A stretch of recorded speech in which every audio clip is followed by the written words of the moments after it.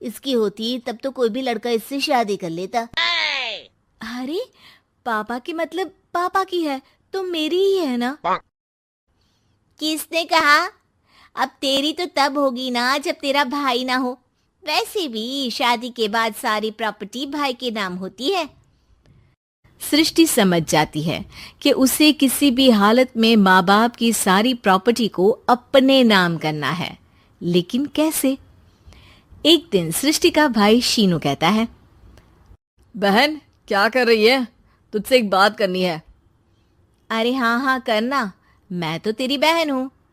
बहन मेरी लाइफ में ना एक लड़की है, बहुत अच्छी है। मैं सोच रहा हूँ माँ और पापा से बात करूँ शादी के लिए।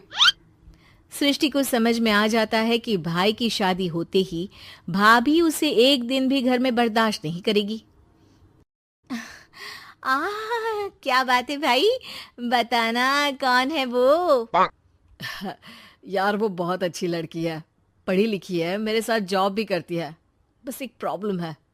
हाँ प्रॉब्लम, क्या प्रॉब्लम है भाई? यार वो शादीशुदा है, लेकिन उसके पति ने उसे सिर्फ इसलिए छोड़ दिया क्योंकि उसके माँ बाप दहेज नहीं दे पाए। सृष्टि ये सुनकर न जाने क्यों खुश हो जाती है। अरे भाई तो क्या हुआ, लड़की तुझे तो पसंद है ना। शीनू को लगता है कि बहन उसे समझ रही है। वो इस बात से अनजान होता है कि उसकी बहन की मंशा पूरा घर हड़पने की है। सृष्टि अपनी माँ से कहती है, मम्मी मुझे तो बहुत चिंता है, पता है शीनू क्या कर रहा है? अरे क्या कर रहा है, वो तो काम पर जाता है और वापस घर आता है। नहीं ना माँ, वो यही तो नहीं कर रहा, बाकी सब कर रहा है। आपको पता है उससे प्यार है, और वो भी एक शादीशुदा लड़की से। ये क्या हो गया? मैं सोसाइटी में क्या मुंह दिखाऊंगी? अरे तेरे पापा तो यही कहेंगे कि मैंने ही उसे बिगाड़ दिया है। माँ देखो, मेरी बात मानो, पापा पर भी विश्वास करने की जरूरत नहीं है। अब आप ही बताओ, पापा इतनी देर घर के बाहर रहते हैं क्यों, बोलो। अरे बेटा वो तो नौकरी करते हैं ना। तू बहुत भोली है माँ।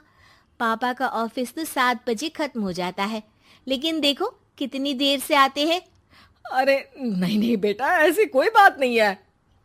सृष्टि माँ को एक औरत से बात करते पिता की फोटो दिखाती है। देखो माँ, कैसे हैं पापा। मैं ना कहती थी कि पापा सही नहीं है। मैं तेरे पापा से बात करूंगी, दे फोटो मुझे। ओ माँ, वो तो डिलीट हो गई। लेकिन चल, तूने तो देख लिया ना, पापा से बाद में बात कर लेना। और हाँ, मेरा नाम बिल्कुल मत लेना, हाँ माँ। अब क्या था, सृष्टि के माँ और पिता के बीच झगड़ा होना शुरू हो जाता है। सृष्टि के मन में क्या चल रहा था कोई नहीं जानता था।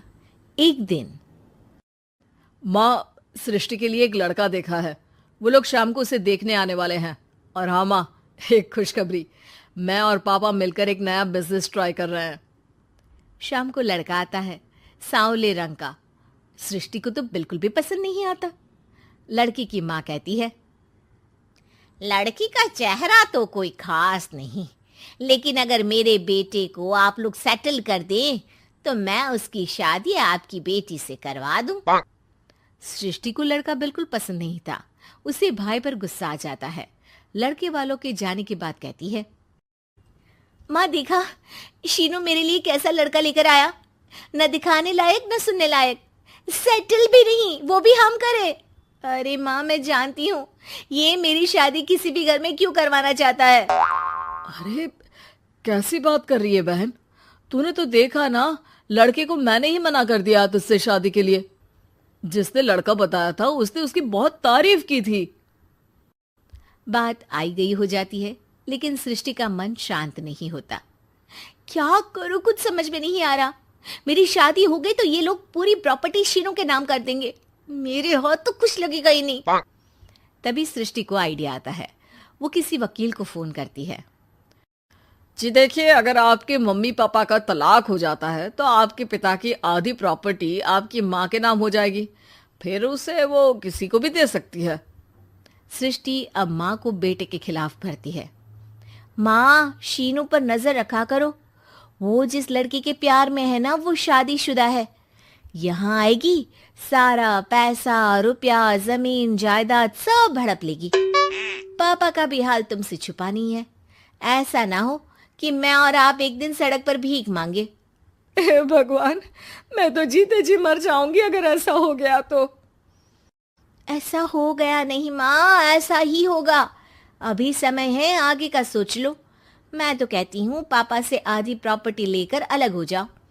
पापा की आधी प्रॉपर्टी भी हम लोगों को अगर मिल जाती है ना, तो अगले 7 जन्म सफल समझो।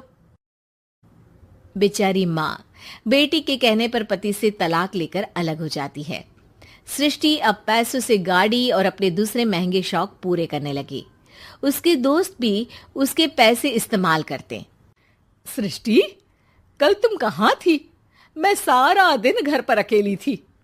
तो मैं क्या करूं? मैंने ठेका तो नहीं लिया है ना तुम्हें संभालने का। माँ को सृष्टि से ये उम्मीद नहीं थी। वो बैठकर रोने लगती है। वहीं उसका पति यानी कि सृष्टि के पिता आ जाते हैं। मैं जानता था कि तुम्हारा यही हाल होगा, तो आपने मुझे रोका क्यों नहीं? मैं रोकता तो तुम रुकती क्या? सृष्टि के कहने पर तुमने मुझ पर, अपने बेटे पर शक किया, लेकिन तुम ये भूल गई कि कैसे हम दोनों ने मिलकर जीवन में इतना सब खड़ा किया। माँ पति के गले लग जाती है। मुझे माफ कर दीजिए, मैंने आपकी कमाई का एक बड़ा हिस्सा गवा दिया। कोई बात नहीं, तुम साथ हो तो मैं ऐसी 7 प्रॉपर्टी खड़ी कर दूंगा। तभी वहां सृष्टि आ जाती है रोते हुए। माँ, मयंक ने मुझे छोड़ दिया। वो बोल रहा था जब तक मेरे पास पैसे थे तब तक ही वो मेरे साथ था। पापा,